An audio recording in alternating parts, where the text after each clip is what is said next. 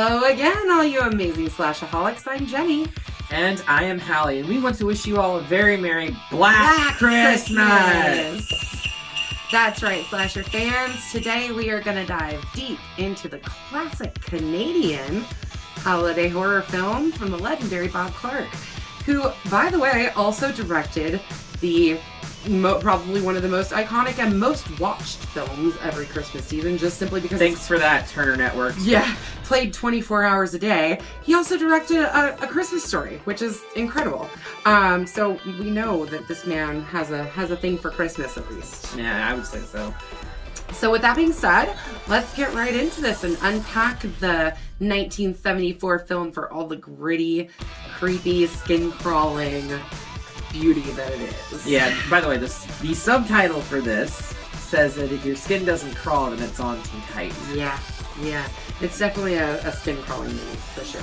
But I don't know, you might feel differently. I definitely, we've said this in many of our videos, that rewatching films that we watched when we were much younger, rewatching this film gave me major creep factor that I don't think I felt the first time that I watched it.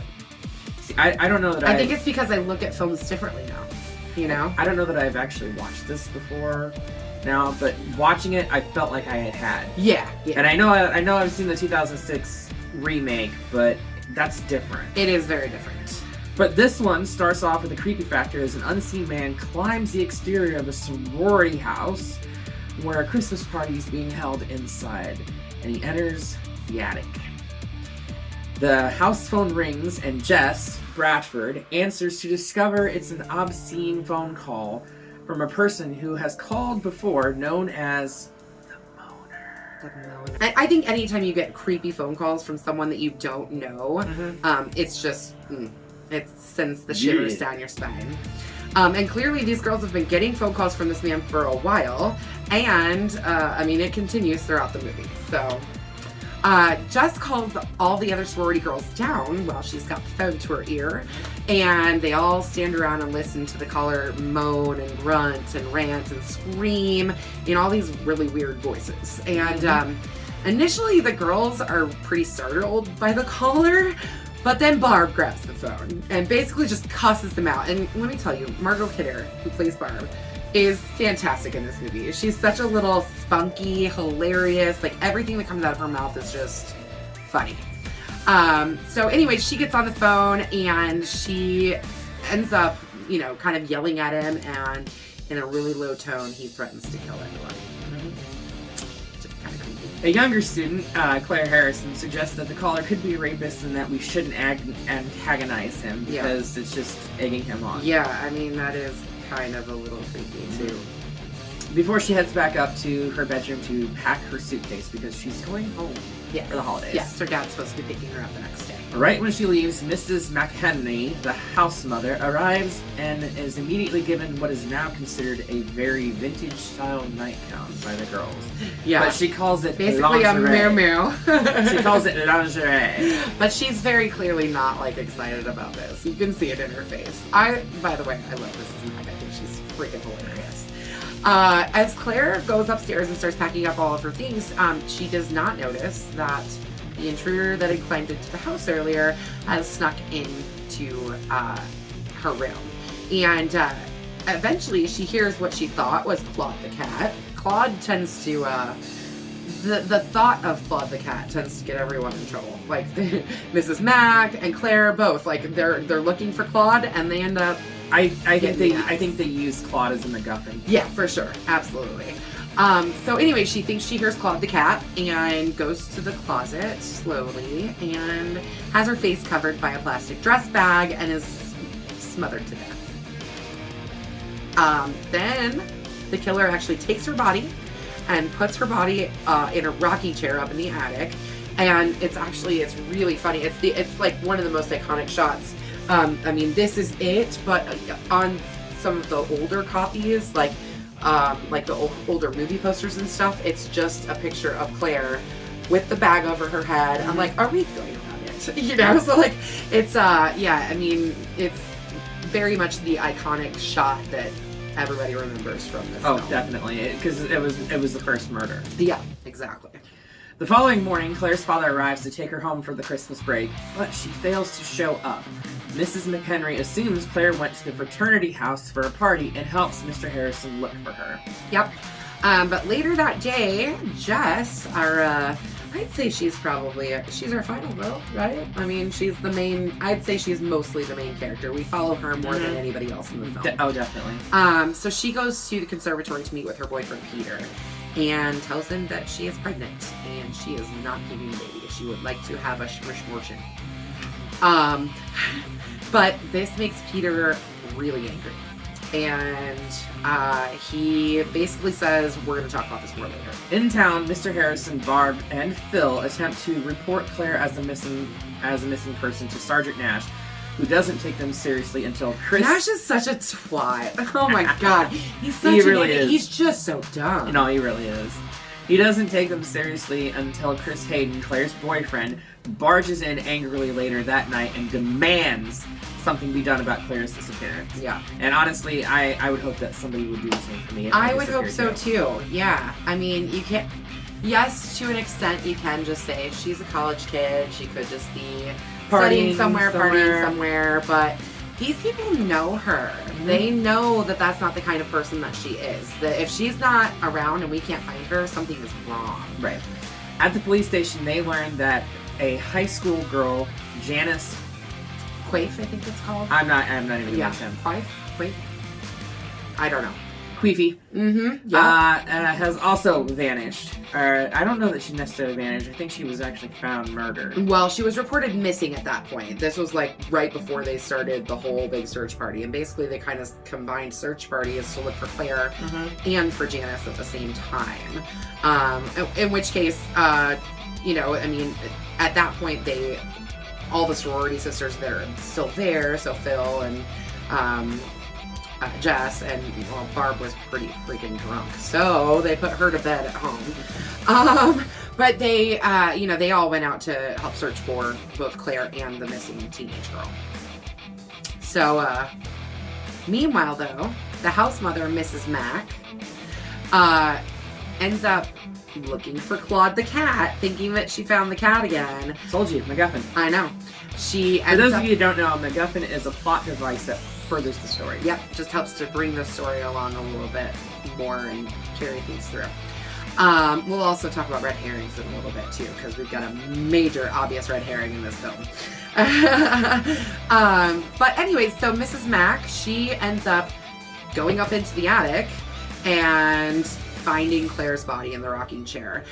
And then, just as she sees Claire and starts to scream, she turns and gets this giant hook swung at her that like lands into her chin and drags her up into the attic.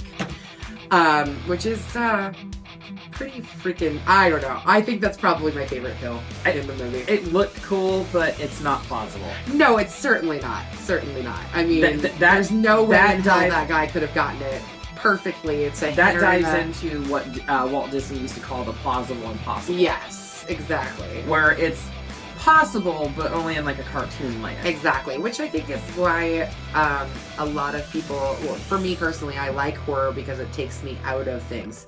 It makes me go, okay, yeah, that's so obviously not ever going to happen. So right, I like horror because it basically reminds me that yes, this shit could actually happen. Yeah, specifically slasher films like this. Yeah, most of the stuff in this could happen. Jess answers another obscene phone call and decides to follow her report with the police, only for Peter to surprise her. Yeah. He attempts to persuade her into marriage, but she refuses and reaffirms her decision to have Shmishmortion? Yeah. Peter leaves pissed off while Lieutenant Fuller, played by the talented John Saxon. John Saxon, always playing a lieutenant, right? Right. He seems to always be playing a cop. Which, by the way, I'm wearing my Nightmare on Elm Street hoodie in honor of John Saxon. For sure. Yep. I mean, he's essentially playing the exact same character that he plays in Nightmare on Elm Street. Oh yeah, for sure. But he arrives with the telephone lineman to bug the phone. Yeah. Basically to trace where the phone calls are coming. Right. So Jess stays awake while Barb is upstairs still. Phil goes up to lay down for a little while. Everybody's pretty tired, but she stays awake to stay by the phone so that if the moaner calls back, she can try and keep them on the phone so that they can trace it.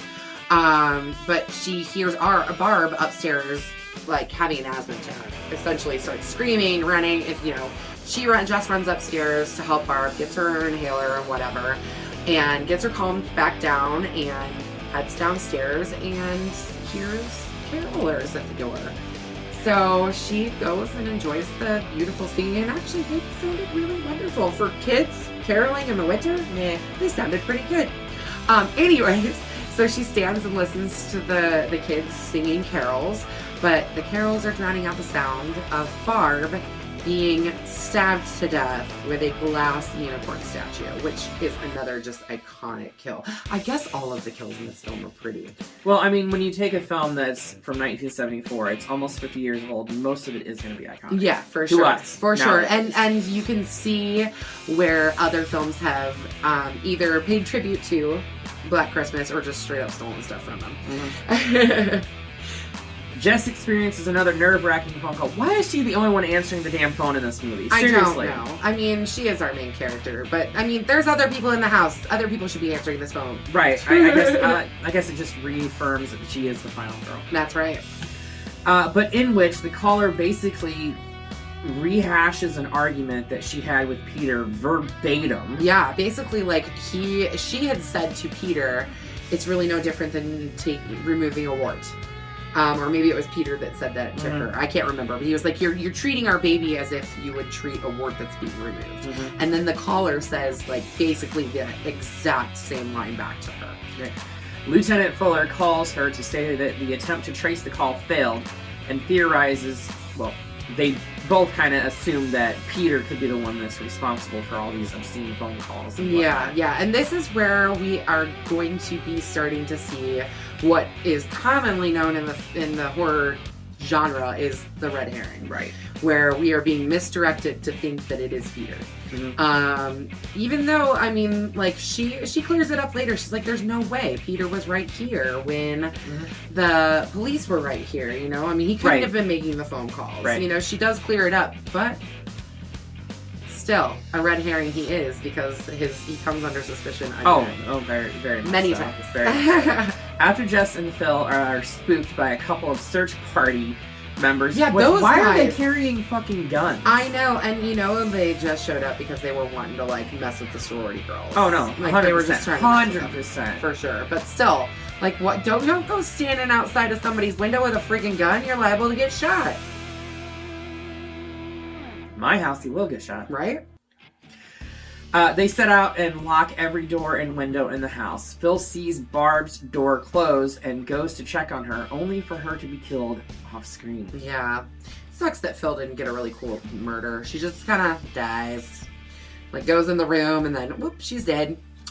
So Jess finally gets one final phone call in which the killer alludes to some sort of transgression between two children, Billy and Agnes. And he kind of keeps saying things like, don't tell mom and dad what we did. Don't tell them what we did.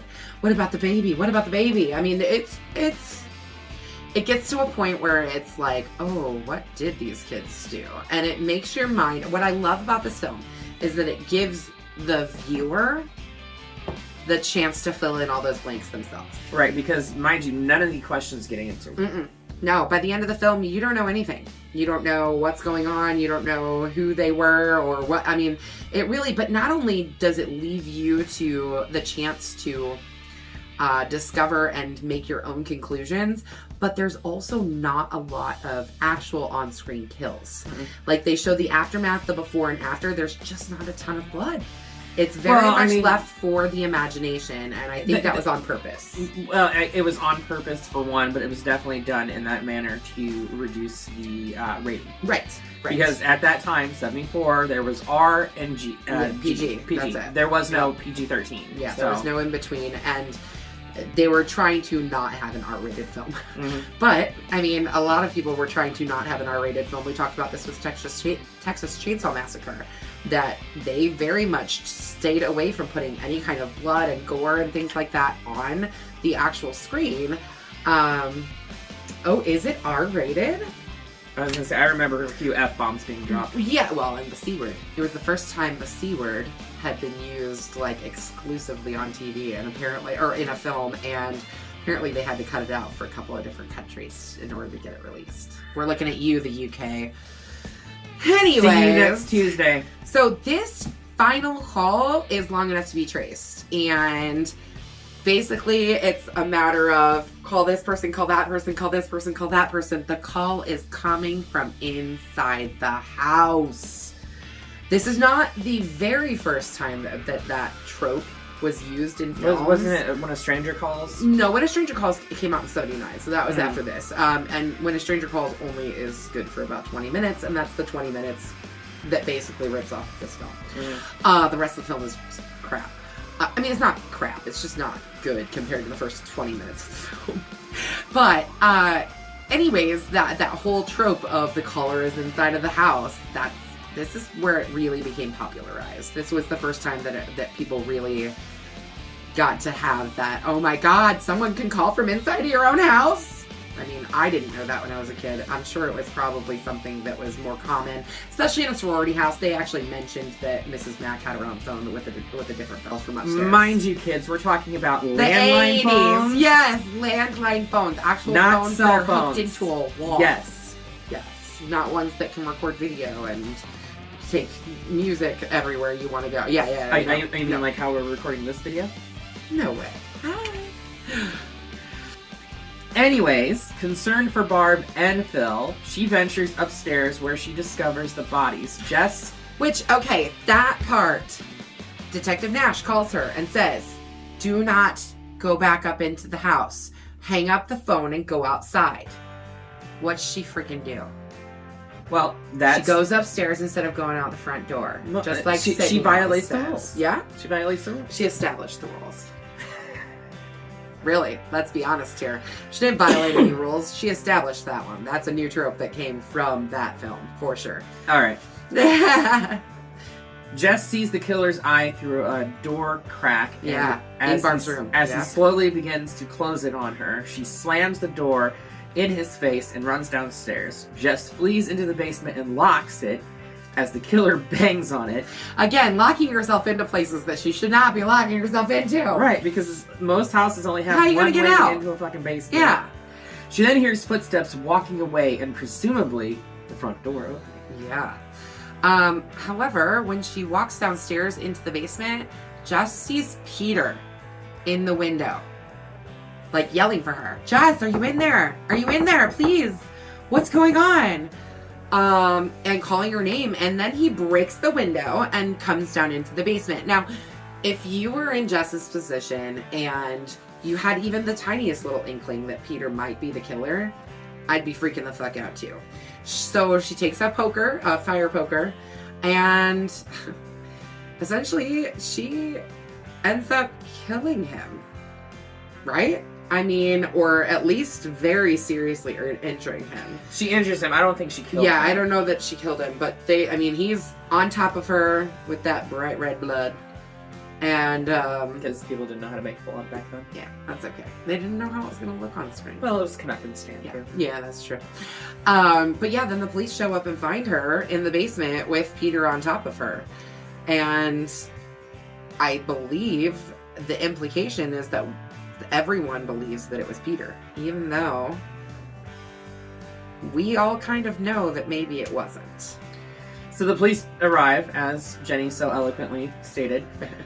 Hear Jess screaming. They discover her barely conscious in the basement with Peter's bloody body next to her. Yeah.